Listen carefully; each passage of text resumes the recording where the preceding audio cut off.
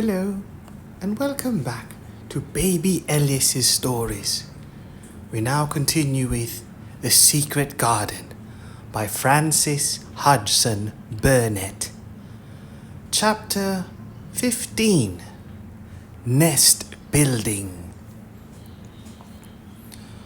After another week of rain, the high arch of blue sky appeared again, and the sun which poured down was quite hot. Though there had been no chance to see either the secret garden or Dickon, Mistress Mary had enjoyed herself very much. The week had not seemed long. She had spent hours of every day with Colin in his room, talking about Rajahs, or gardens, or Dickon, and the cottage on the moor. They had looked at the splendid books and pictures, and sometimes Mary had read things to Colin, and sometimes he had read a little to her. When he was amused and interested, she thought he scarcely looked like an invalid at all, except that his face was so colourless, and he was always on the sofa. "You're a sly young one to listen and get out of your bed to go following things up like you did last night," Mrs. Medlock said once. "But there's no saying it's not been a sort of blessing to the lot of us. He's not had a tantrum or a whining fit since you made friends.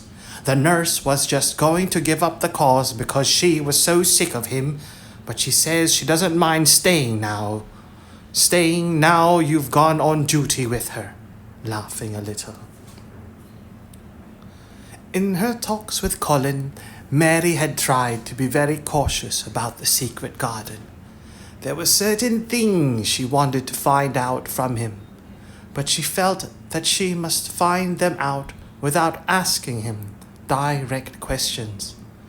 In the first place, as she began to like to be with him, she wanted to discover whether he was the kind of boy you could tell a secret to. He was not in the least like Dickon, but he was evidently so pleased with the idea of a garden no one knew anything about that she thought perhaps he could be trusted. But she had not known him long enough to be sure. The second thing she wanted to find out was this: if he could be trusted, if he really could, wouldn't it be possible to take him to the garden without having anyone find it out? The Grand Doctor had said that he must have fresh air, and Colin had said that he would not mind fresh air in a secret garden.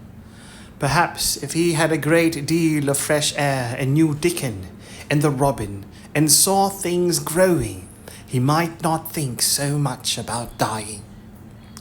Mary had seen herself in the glass sometimes lately, when she had realized that she looked quite a different creature from the child she had seen when she arrived from India.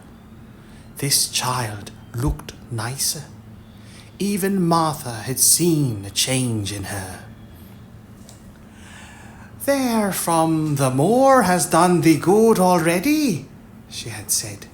"Thou'rt not nigh so yeller, and thou'rt not nigh so scrawny. Even thy hair doesn't slamp down on the head so flat. It's got some life in it, so as it sticks out a bit." "It's like me," said Mary. "It's growing stronger and fatter. I'm sure there's more of it." "It looks it for sure," said Martha, ruffling it up a little round her face. "Thou'rt not half so ugly when it's that way, and there's a better red in the cheeks." If gardens and fresh air had been good for her, perhaps they would be good for Colin. But then, if he hated people to look at him, perhaps he would not like to see Dickon. "Why does it make you angry when you are looked at?" she inquired one day. "I always hated it," he answered, "even when I was very little. Then when they took me to the seaside, and I used to lie in my carriage, everybody used to stare, and ladies would stop and talk to my nurse, and then they would begin to whisper, and I knew then they were saying I shouldn't live to grow up. Then sometimes the ladies would pat my cheeks and say, "Poor child." Once, when a lady did that, I screamed out loud and bit her hand. She was so frightened she ran away. "She thought you had gone mad like a dog," said Mary, not at all admiringly. "I don't care what she thought," said Colin, frowning. "I wonder why you didn't scream and bite me when I came into your room," said Mary. Then she began to smile slowly. "I thought you were a ghost or a dream," he said. "You can't bite a ghost or a dream, and if you scream, they don't care." "Would you hate it if a boy looked at you?" Mary asked uncertainly. He lay back on his cushion and paused thoughtfully. "There's one boy," he said quite slowly, as if he were thinking over every word. "There's one boy I believed I shouldn't mind. It's the boy who knows where the foxes live. Dickon." "I'm sure you wouldn't mind him," said Mary. "The birds don't, and other animals," he said, still thinking it over. "Perhaps that's why I shouldn't. He's a sort of animal charmer, and I am a boy animal." Then he laughed, and she laughed too. In fact, it ended in their both laughing a great deal and finding the idea of a boy animal hiding in his hole very funny indeed. What Mary felt afterward was that she need not fear about Dickon. On that first morning, when the sky was blue again, Mary wakened very early. The sun was pouring in slanting rays through the birds, and there was something so joyous in the sight of it that she jumped out of bed and ran to the window. She drew up the blinds and opened the window itself with a great waft of fresh, scented air, and a great waft of fresh, scented air blew in upon her.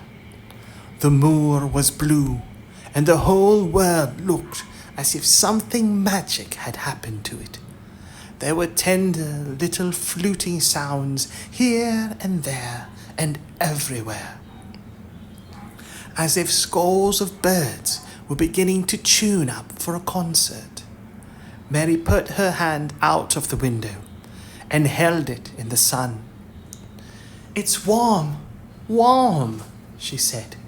"It will make the green points push up and up and up, and it will make the bulbs and roots work and struggle with all their might under the earth." She kneeled down and leaned out of the window as far as she could, breathing big breaths and sniffing the air until she laughed, because she remembered what Dickon's mother had said about the end of his nose quivering like a rabbit's. "It must be very early," she said. "The little clouds are all pink, and I've never seen the sky look like this. No wind is up. I don't even hear the stable boys." A sudden thought made her scramble to her feet. "I can't wait. I'm going to see the garden." She had learned to dress herself by this time, and she put on her clothes in 5 minutes. She knew a small side door which she could unbolt herself, and she flew downstairs in her stocking feet and put on her shoes in the hall. She unchained and unbolted, unlocked, and when the door was open, she sprang across the step with one bound. And there she was, standing on the grass, which seemed to have turned green, and with the sun pouring down on her, and warm sweet wafts about her, and the fluting and twittering and singing coming from every bush and tree. She clasped her hands for pure joy and looked up in the sky, and it was so blue and pink and pearly and white and flooded with springtime light that she felt as if she must float and sing aloud herself, and knew that thrushes and robins and skylarks could not possibly help it. She ran around the shrubs and paths towards the secret garden. "It's all different already," she said. "The grass is greener, and things are sticking up everywhere, and things are uncurling, and green buds of leaves are showing. This afternoon, I'm sure, Dickon will come." The long, warm rain had done strange things to the herbaceous beds which bordered the walk by the lower wall. There were things sprouting and pushing out from the roots of clumps of plants, and there were actually here and there glimpses of royal purple and yellow unfurling among the stems of crocuses. 6 months before, Mistress Mary would not have seen how the world was waking up, but now she missed nothing. When she had reached the place where the door hid itself under the ivy, she was startled by a curious loud sound. It was the caw of a crow, and it came from the top of the wall. And when she looked up, there sat a big, glossy, plumaged blue-black bird, looking down at her very wisely indeed. She had never seen a crow so close before, and he made her a little nervous. But the next moment he spread his wings and flapped away across the garden. She hoped he was not going to stay inside, and she pushed the door open, wondering if he would. When she got fairly into the garden, she saw that he probably did intend to stay, because he had alighted on a dwarf apple tree, and under the apple tree was lying a little reddish animal with a bushy tail, and both of them were watching the stooping body and rust head of Dickon, who was kneeling on the grass, working hard. Mary flew across the grass to him. "Oh, Dickon, Dickon," she cried out. "How could you get here so early? How could you? The sun has only just got up." He got up himself, laughing and glowing, and tousled his eyes like a bit of the sky. "Eh?" he said. "I was up long before him. How could I've stayed abed? The world's all fair begun again this morning, it has. And it's working and humming and scratching and piping and nest building and breathing out sense till you've got to be out on its stead or lying on your back. When the sun did jump, the moor went mad for joy, and I was in the midst of the heather, and I run like mad myself, shouting and singing. And I come straight here. I couldn't have stayed away, while the garden was lying here waiting." Mary put her hands on her chest, panting, as if she had been running herself. "Oh, Dickon, Dickon," she said. "I'm so happy I can scarcely breathe." Seeing him talking to a stranger, the little bushy-tailed animal rose from its place under the tree and came to him, and the rook, cawing once, flew down from its branch and settled quietly on his shoulder. "This is the little fox cub," he said, rubbing the little reddish animal's head. "It's named Captain, and this here's Suit. Suit, he flew across the moor with me, and Captain, he run same as if the hounds had been after him. They both felt same as I did." Neither of the creatures looked as if he were the least afraid of Mary. When Dickon began to walk about, Suit stayed on his shoulder, and Captain trotted quietly close to his side. "See here," said Dickon. "See how these has pushed up, and these, and hey, look at these here." He threw himself upon his knees, and Mary went down beside him. They had come upon a whole clump of crocuses burst into purple and orange and gold. Mary bent her face down and kissed them. "You never kiss a person in that way," she said. When she lifted her head, "Flowers are so different." He looked puzzled, but smiled. "Hey," he said, "I've kissed my mother many a time that way when I come in from the moor after a day's roaming, and she stood there at the door in the sun looking so glad and comfortable." They ran from one part of the garden to another and found so many wonders that they were obliged to remind themselves that they must whisper or speak low. He showed her swelling leaf buds on rose branches which had seemed dead. He showed her 10,000 new green points pushing through the mold. They put their eager young noses close to the earth and sniffed its warm springtime breathing. They dug and pulled and laughed low with rapture until Mistress Mary's hair was as tumbled as Dickens, and her cheeks were almost as poppy red as his.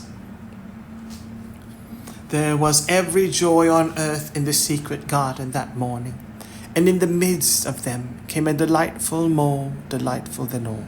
Came a delight more delightful than all. Because it was wonderful, because it was more wonderful.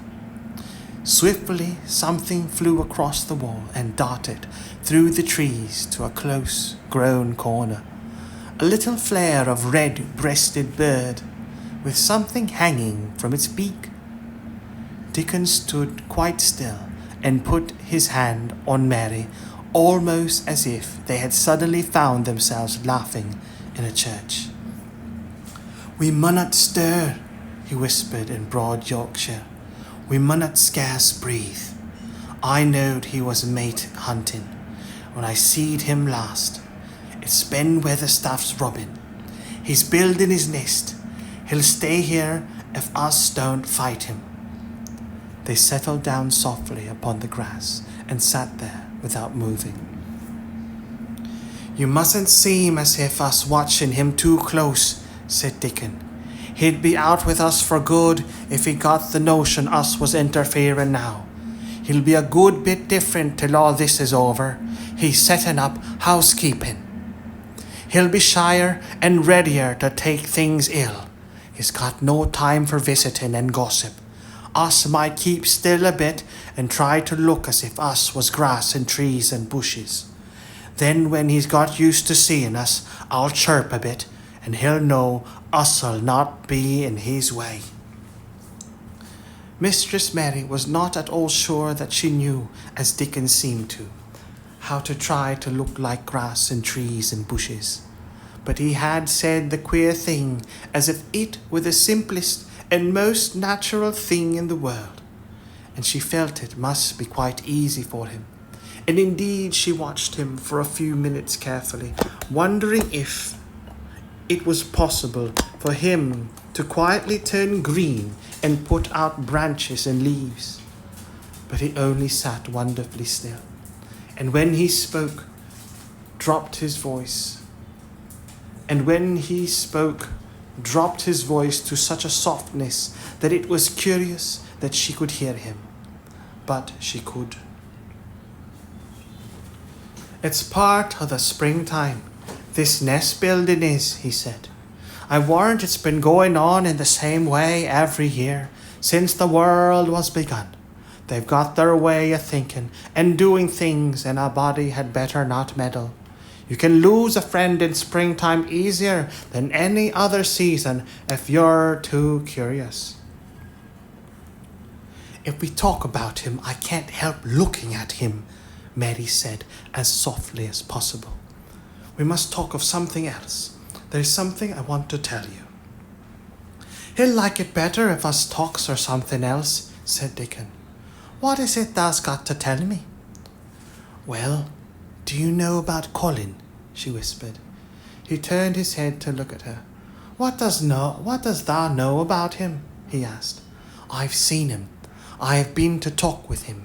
I have been to talk to him every day this week. He wants me to come. He says I'm making him forget about being ill and dying," answered Mary. Dickon looked actually relieved as soon as the surprise died away from his round face. "I'm glad of that," he exclaimed. "I'm right down glad. It makes me easier. I knowed I must say nothing about him, and I don't like having to hide things." "Don't you like hiding the garden?" said Mary.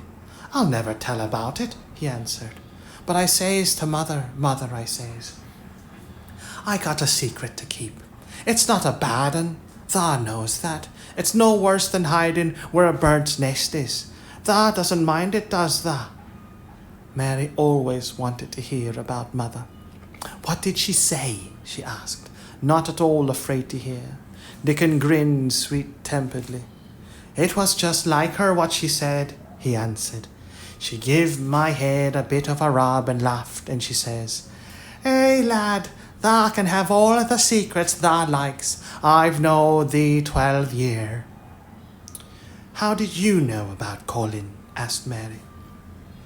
"Everybody has knowed about Mr. Craven, knowed there was a little lad as was like to be a cripple, and they knowed Mr. Craven didn't like him to be talked about. Folks is sorry for Mr. Craven, because Mrs. Craven was such a pretty young lady, and they were so fond of each other. Mrs. Medlock stops in her cottage whenever she goes to Thwaite, and she doesn't mind talking to mother before us children, because she knows us has been brought up to be trusty." How did thou find out about him? Martha was in fine trouble the last time she came home. She said thou'd heard him fretting, and thou was asking questions, and she didn't know what to say." Mary told him her story about the midnight wuthering of the wind, which had wakened her, and about the faint, far-off sounds of the complaining voice, which had led her down the dark corridors with a candle, and had ended with her opening of the door of the dimly lighted room, with the carven four-posted bed in the corner. When she described the very small ivory white face and the strange black-rimmed eyes, Dickon shook his head. "Them's just like his mother's eyes, only hers was always laughing, they say," he said. "They say as Mr. Craven can't bear to see him when he's awake, and it's because his eyes is so like his mother's, and yet look so different in his miserable bit of a face." "Do you think he wants to die?" whispered Mary. "No, but he wishes he'd never been born. Mother, she says that the worst thing on earth for a child. Mother, she says that's the worst thing on earth for a child. Them as is not wanted scarce ever thrives. Mr. Craven, he'd buy anything as money could buy for the poor lad, but he'd like to forget as he's on earth. For one thing, he's afraid he'll look at him some day and find he's growed hunchback. Colin's so afraid of it himself that he won't sit up," said Mary. "He says he's always thinking that if he should feel a lump coming, he should go crazy and scream himself to death." "Hey, he oughtn't to lie there thinking things like that," said Dickon. "No lad could get well as thought them sort of things." The fox was lying on the grass close by him, looking up to ask for a pat now and then, and Dickon bent down and rubbed his neck softly, and thought a few minutes in silence. Presently he lifted his head and looked round the garden. "When first we got in here," he said, "it seemed like everything was grey. Look round now and tell me if thou doesn't see a difference." Mary looked and caught her breath a little. "Why," she cried, "the grey wall is changing. It is as if a green mist were creeping over it. It's almost like a green gauze veil." "Aye," said Dickon, "and it'll be greener and greener till the grey's all gone. Can thou guess what I was thinking?" I know it was something nice, said Mary eagerly. I believe it was something about Colin. I was thinking that if he was out here, he wouldn't be watching for lumps to grow on his back. He'd be watching for buds to break on those rose bushes, and he'd likely be healthier, exclaimed Dickon. I was wondering if us could ever get him in the humour to come out here and lie under the trees in his carriage. I've been wondering that myself. I've thought of it almost every time I've talked to him, said Mary. I've wondered if he could keep a secret, and I've wondered if we could bring him here without anyone seeing us. I thought perhaps you could push his carriage. The doctor said he must have fresh air, and if he wants us to take him out, no one dare disobey him. He won't go out for other people, and perhaps they will be glad if he will go out with us. He could order the gardeners to keep away so they wouldn't find out. Dickon was thinking very hard as he scratched Captain's back. It'll be good for him, I'll warrant, he said. Us'd not be thinking he'd better never been born. Us'd be just two children watching a garden grow, and he'd be better, and he'd be another. Two lads and a little lass, just looking on at the springtime. I warrant it'd be better than doctor's stuff. He's been laying in his room so long, and he's always been so afraid of his back that it has made him queer, said Mary. He knows a good many things out of books, but he doesn't know anything else. He says he's been too ill to notice things, and he hates going out of doors and hates gardens and gardeners. But he likes to hear about this garden because it's a secret. I daren't tell him much, but he said he wanted to see it. Us'll have him out here sometime for sure, said Dickon.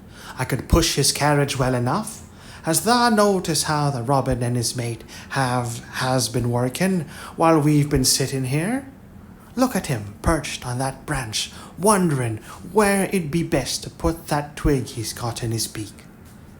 He made one of his low whistling calls, and the robin turned his head and looked at him inquiringly, still holding his twig. Dickon spoke to him as Ben Weatherstaff did, but Dickon's tone was one of friendly advice. Where's ever thou puts it, he said, it'll be all right.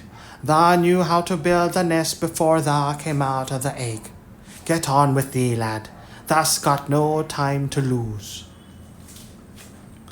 Oh, I do like to hear you talk to him, Mary said, laughing delightedly. Ben Weatherstaff scolds him and makes fun of him, and he hops about and looks as if he understood every word, and I know he likes it. Ben Weatherstaff says he is so conceited he would rather have stones thrown at him than not be noticed.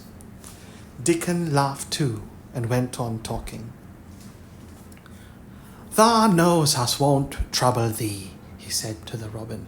Us is near being wild things ourselves. Us is nest building too, bless thee. Look out thou doesn't tell on us. And though the robin did not answer because his beak was occupied, Mary knew that when he flew away with his twig to his own corner of the garden, the darkness of his dew-bright eye meant that he would not tell their secret for the world.